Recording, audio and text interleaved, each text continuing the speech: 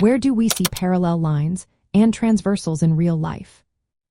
Imagine walking down a city street and noticing the lines on the crosswalk.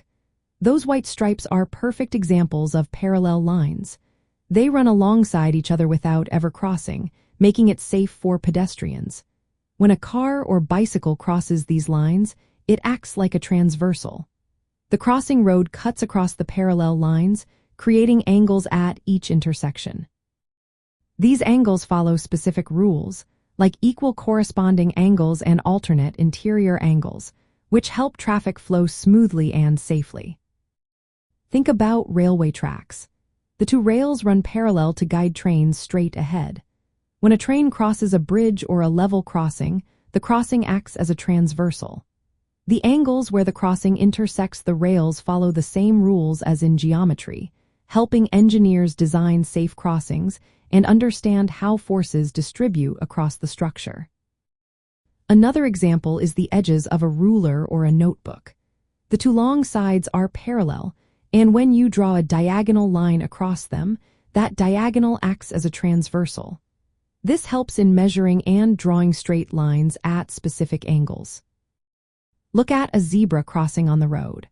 The white stripes are parallel lines painted across the street. When a vehicle or pedestrian crosses these lines, it forms angles that can be used to understand how the vehicle or person is oriented relative to the road.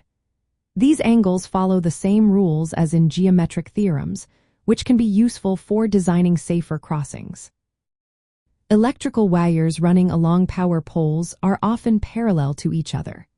When a wire crosses from one pole to another, it acts like a transversal, creating angles that are important for safety and electrical design.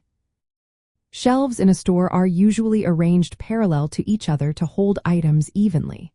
When a shelf is placed at an angle, or when a ladder leans against the shelves, the ladder acts as a transversal crossing the parallel lines of the shelves and the ground. The angles formed help in understanding the stability of the ladder and the shelves. Road intersections are another common example.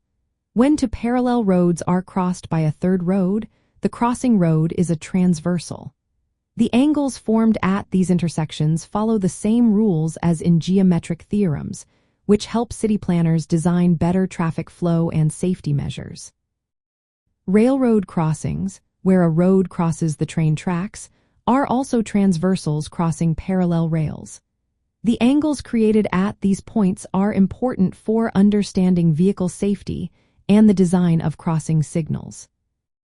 Ladders leaning against walls are a great example. The ground and the wall are parallel lines, and the ladder crossing them forms angles that can be analyzed using geometric theorems.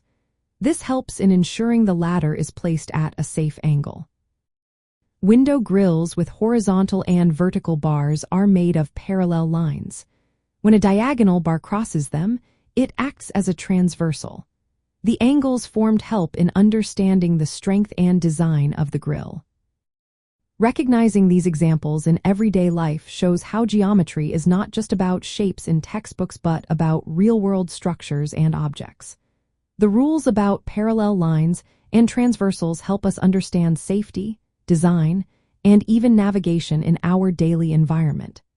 These concepts are everywhere, helping us make sense of the world around us in simple, practical ways.